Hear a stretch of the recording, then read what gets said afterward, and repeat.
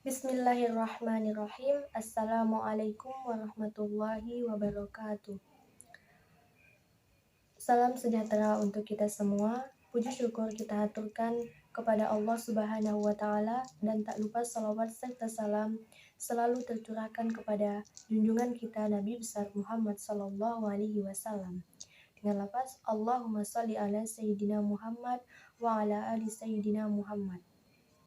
Hadirnya saya di sini bertujuan untuk presentasi, bukan untuk berekspektasi, karena tingginya ekspektasi membuat sakit hati. Maka dari itu, perkenalkan, saya Rahmadani Sapitri dengan nomor induk A1B321009 akan membawakan materi tentang aplikasi pembelajaran digital abad ke-21.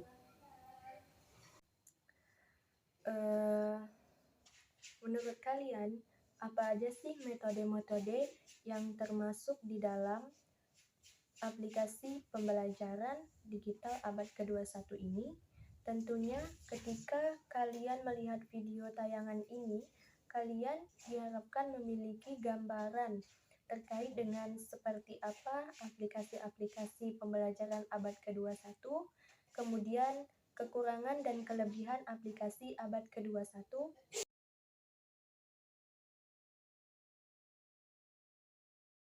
materi tentang aplikasi pembelajaran digital abad ke-21.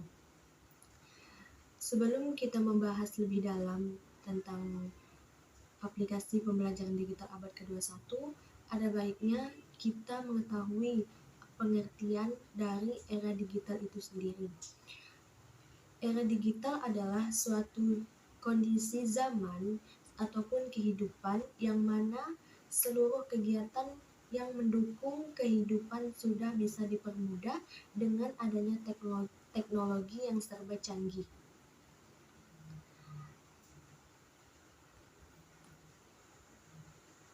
Artinya, era digitalisasi muncul sebuah tren yang namanya DIY, do it yourself. Ada YouTube, ada TikTok, ada Instagram, berbagai macam platform sosial media yang mengajarkan tentang bagaimana Anda bisa membuat handicraft Anda sendiri. Kemudian, era digital mempunyai perkembangan sendiri, yaitu ada bidang komunikasi, kemudian aplikasi untuk berbisnis, kemudian finansial teknologi, dan yang terakhir e-commerce.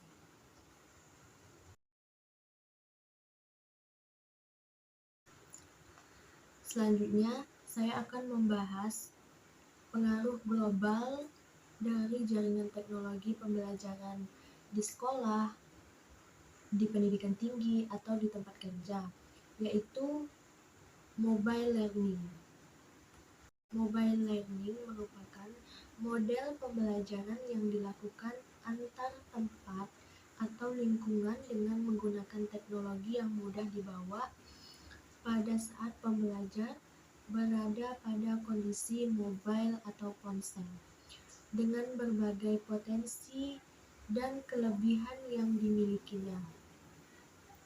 Mobile learning diharapkan akan dapat menjadi sumber belajar alternatif yang dapat meningkatkan efisiensi dan efektivitas proses dan hasil belajar peserta didik di Indonesia di masa datang. Terdapat 3 fungsi mobile learning dalam kegiatan pembelajaran di dalam kelas. Yang pertama, suplemen atau bisa disebut tambahan, yaitu peserta didik mempunyai kebebasan memilih apakah akan memanfaatkan materi mobile learning atau tidak. Dalam hal ini, ada kewajiban atau keharusan bagi peserta didik untuk mengakses materi mobile learning. Sekalipun sifatnya opsional, peserta didik yang memanfaatkannya tentu akan memiliki tambahan pengetahuan atau wawasan. Yang kedua, komplemen atau bisa disebut pelengkap, yaitu materinya diprogramkan untuk melengkapi materi pembelajaran yang diterima peserta didik. Berarti materi mobile learning diprogramkan untuk menjadi materi reinforcement atau penguatan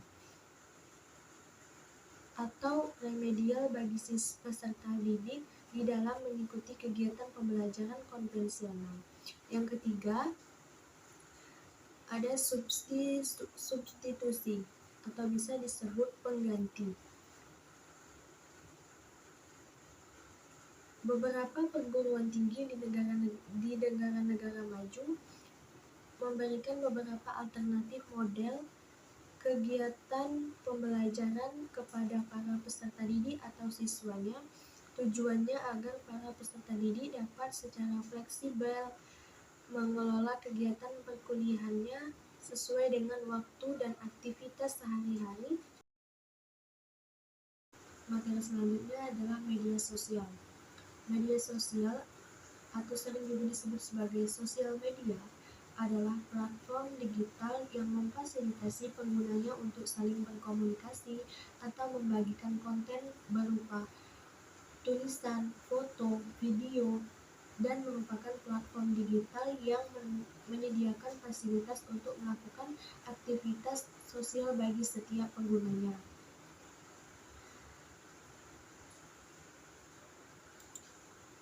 Di mana diperlukan untuk di tempat kerja, aplikasi media sosial di sekolah, aplikasi media sosial di pengajaran tinggi, ataupun aplikasi media sosial untuk konten marketing.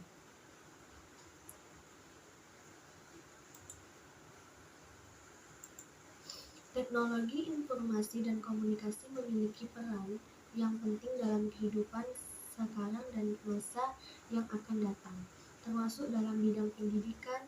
Perkembangan teknologi informasi dan komunikasi dalam dunia pendidikan telah memicu kecenderungan pergeseran dari konvensional secara tatap muka ke arah pembelajaran digital yang dapat diakses dengan menggunakan media seperti komputer tanpa batasan jarak, tempat, dan waktu oleh siapapun yang memerlukannya.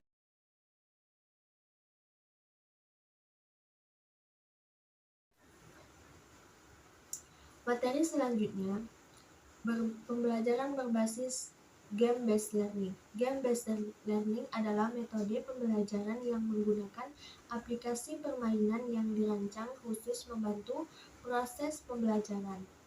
Dalam game, siswa belajar untuk mempertimbangkan dan menghubungkan sebab akibat, dan juga belajar untuk fokus dan menyadari bahwa yang terlihat dalam game dan menemukan solusi dari permasalahan di dalam game.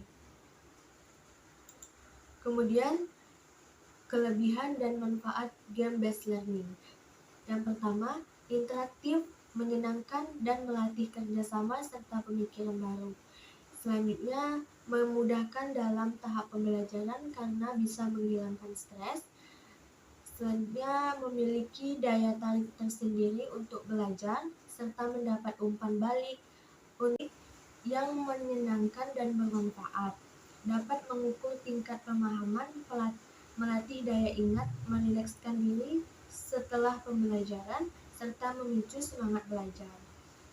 Meningkatkan kinerja otak kiri dan kanan. Pembelajaran menjadi lebih efektif dan efisien.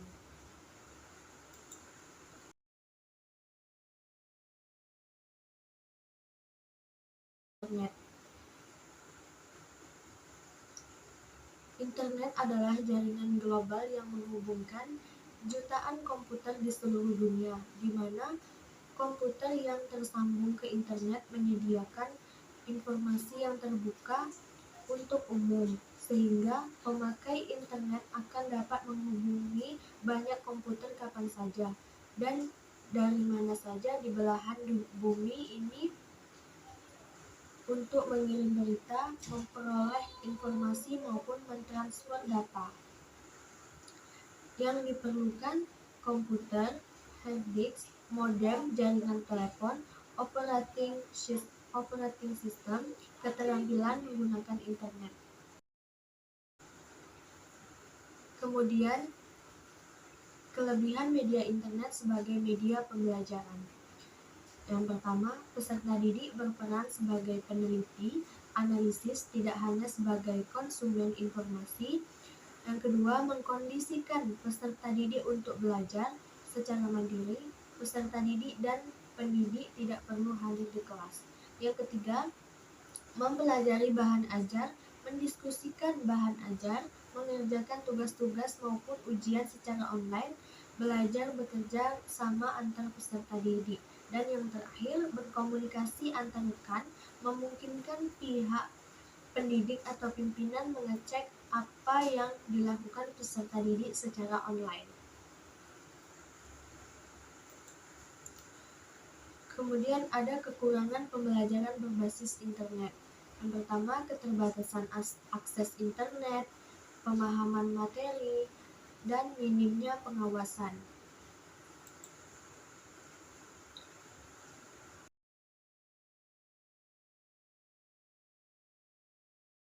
Kemudian, metode pembelajaran berbasis virtual learning.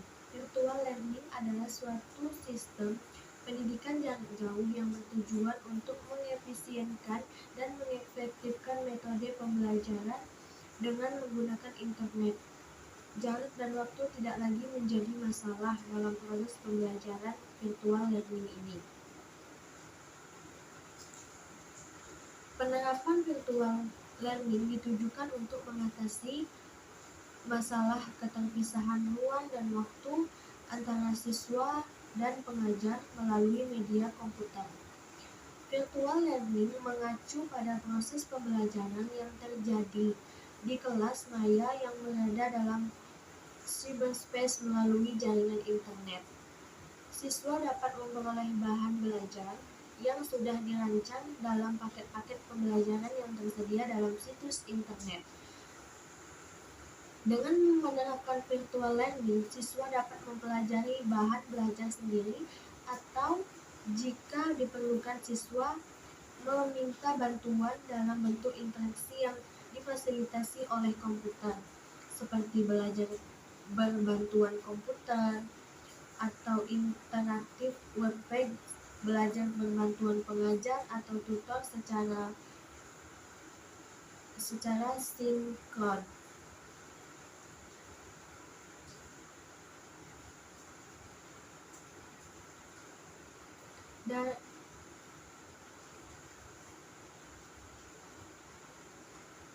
Ciri-ciri pembelajaran yang menerapkan konsep virtual adalah adanya keterpisahan antara pendidik dan peserta didik, kemudian sistem belajar terbuka, akses yang terbuka dan kebebasan memilih ragam sumber belajar serta alur proses belajar, serta berbasis internet. Konsep virtual learning dikembangkan bukan untuk menggantikan pelajaran tatap muka. Penggabungan pembelajaran tatap muka dengan konsep virtual learning akan memungkinkan terjadinya peningkatan kualitas pembelajaran. Di samping peningkatan efektivitas dan efisiensi pendidikan, virtual learning dikembangkan untuk menunjang pembelajaran tatap muka. Virtual learning dapat diterapkan sebagai satu-satunya proses belajar dalam pendidikan jarak jauh atau digabungkan dengan pembelajaran langsung. Contoh aplikasi virtual learning seperti Zoom, Google Meet, Keeping School 4.0, kemudian Celebrum, kemudian ada Moodle, dan lain-lain.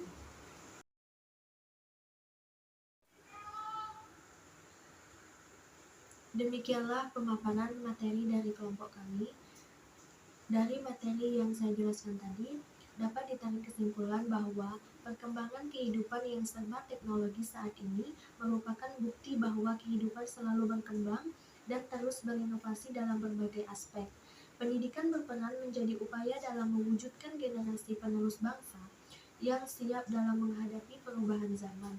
Pendidikan di abad 21 merupakan pembelajaran yang berbasis student center. Peserta didik diberi kebebasan dalam mencari sumber belajar kolaborasi atau dikenal dengan keterampilan 4C.